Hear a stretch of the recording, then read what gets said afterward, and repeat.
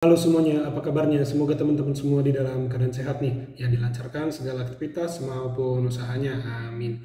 Ya, pada video kali ini saya mau mengajak teman-teman menyaksikan retorika daripada Dede Prayudi ya teman-teman dalam membela kekisruhan perihal gas gini, tapi akan diabaikan dan dianggap tidak penting nih oleh Adian Napitupulu karena retorikanya melebar kemana-mana, tidak fokus pada isu yang dibahas. Ini sangat luar biasa ya Bung Adian, fokus pada isu yang sedang dibahas dan mengupas ya teman-teman dan mengkritik ya, kebijakan tersebut. Nah, bagaimana videonya nih? Yuk kita simak dulu bareng-bareng.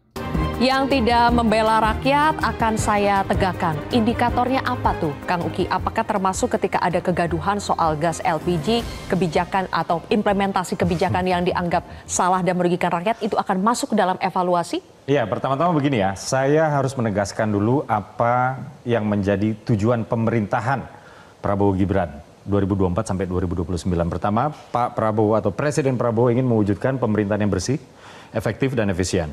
Ini soal korupsi tadi ya, ini soal efisiensi tadi. Lalu yang kedua, Presiden Prabowo ingin mewujudkan pemerintahan yang menghadirkan kesejahteraan untuk rakyat banyak. Dan lalu yang ketiga, Presiden ingin menghadirkan pemerintahan yang membawa kemandirian bangsa di bawah atau di tengah-tengah global political affairs atau urusan politik global. Nah, terkait dengan pidato Presiden Prabowo, semenjak para menteri ini masih jadi calon menteri, itu sudah dipanggil ke Kartanegara. Sudah ditegaskan, kamu nggak boleh korupsi, kamu jangan nyolong uang rakyat.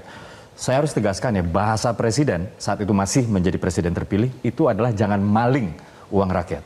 Lalu kamu jangan menyelewengkan kewenangan kamu. Lalu kemudian dipanggil lagi ke Hambalang, masih belum dilantik nih. Hal yang sama diucapkan lagi, tapi kali ini sudah berbentuk pengayaan materi. Lalu di Magelang, di Akmil juga dilakukan hal yang sama, dan lain-lain. Ya. Nah, kita harus akui bahwa Presiden ya di sidang kabinet beberapa minggu lalu sudah menyatakan apresiasinya kepada jajaran Kabinet Merah Putih. Tapi kemudian Presiden tidak lelah-lelah untuk selalu mengingatkan lagi. Saya ingat betul ketika survei Litbang Kompas menyatakan kepuasan publik kepada pemerintah 80%. Ya, kemudian indikator politik 79%. Kemudian yang terakhir adalah LSI ya, bukan LSI yang Denny Jaya tapi LSI itu 81%, dan selisih di antara ketiganya itu masih di dalam margin of error. Baik. Artinya dapat dipertanggungjawabkan secara kaidah keilmuan. Baik. Nah, pun demikian ya, Presiden memang senang menyatakan bahwa kita berada di track yang benar, ya, di rel yang benar, dan kita melaju ya dengan kecepatan yang benar. Tapi kemudian Presiden mengingatkan kabinet untuk tidak jumawa, tetap mawas diri. Karena ini berarti kita punya PR besar untuk menjaga approval rating ini tetap tinggi, bahkan kalau bisa lebih tinggi. Dan inilah yang dilakukan Presiden di pidato Harlah NU, dan saat itu tidak diarahkan untuk kementerian atau menteri-menteri tertentu. Itu berlaku umum, Mbak Sylvia. Tidak mengarah pada reshuffle juga? Itu tidak mengarahkan kepada menteri-menteri tertentu. Soal reshuffle, ini bahkan kami di kantor komunikasi kepresidenan aja, kami tidak mengetahui. Karena ini betul-betul hanya presiden yang tahu. Hanya presiden yang tahu kapan akan reshuffle. Bagaimana nanti momentum reshuffle-nya, siapa yang akan reshuffle, hanya presiden yang tahu. Oke. Ya, kalau terkait isu gas ini Bahlil lah yang reshuffle ya, tapi rasa-rasanya mustahil ya. Kan Bahlil ini ketua umum Partai Golkar ya, masa ketua umum Partai Golkar lagi ya yang suaranya besar, rasa-rasanya nggak akan ya teman-teman ya. Hanya presiden yang tahu. Bang Adian punya catatan kalau presiden bilang yang dablek, bahkan ada kata-kata dablek ya. Yang tidak membela mendukung rakyat akan saya singkirkan. Seharusnya menyingkirkannya itu tunggu reshuffle atau bagaimana, Bang Adian? Ini Mbak, dalam hal ini tergantung presiden lah.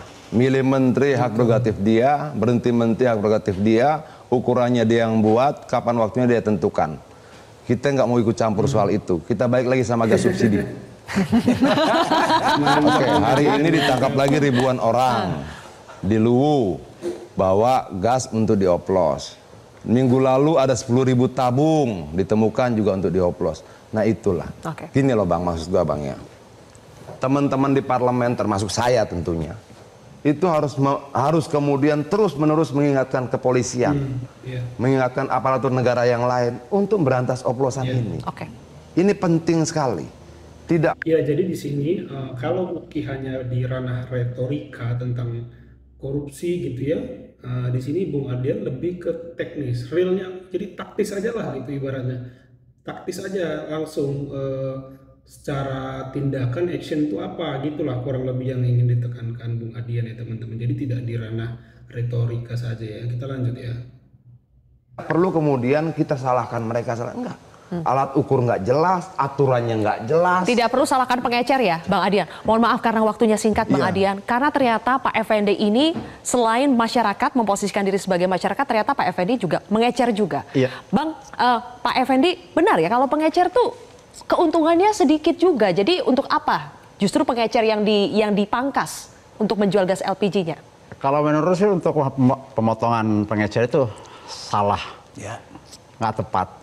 Keuntungannya kita ambil tuh paling tinggi 2.000. Di warung saya tuh hanya 1.000 perak.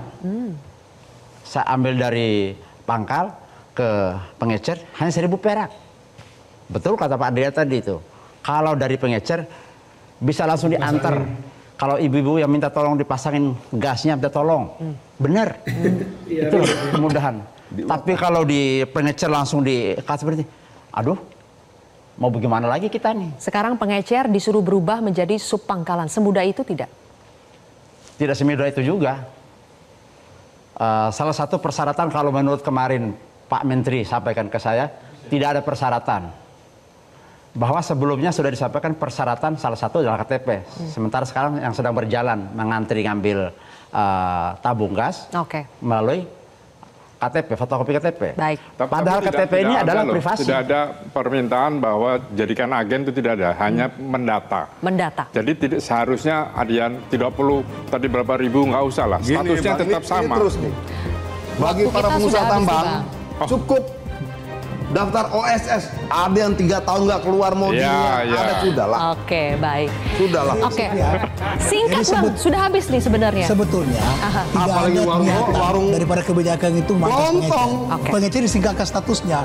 Justru Bapak supaya dari pangkalan langsung kepada pengecer. Jangan ada izin. Ya itu teman-teman debat Adian dengan Dede Prayudi, dan inilah kekisruhan perihal gas yang kemarin sempat langka atau enggak ya, tapi lebih kepada kesulitan memperolehnya karena coba diregulasi dengan cara yang baru, tetapi ya belum matang, masih terburu-buru dieksekusinya tanpa sosialisasi yang bertahap ya, yang progresif gitu, yang bertahap, dan akibatnya ya fatal ya, sangat fatal ya, dan itu membuat masyarakat marah ya teman-teman ya, kesulitan lah ya teman-teman ya.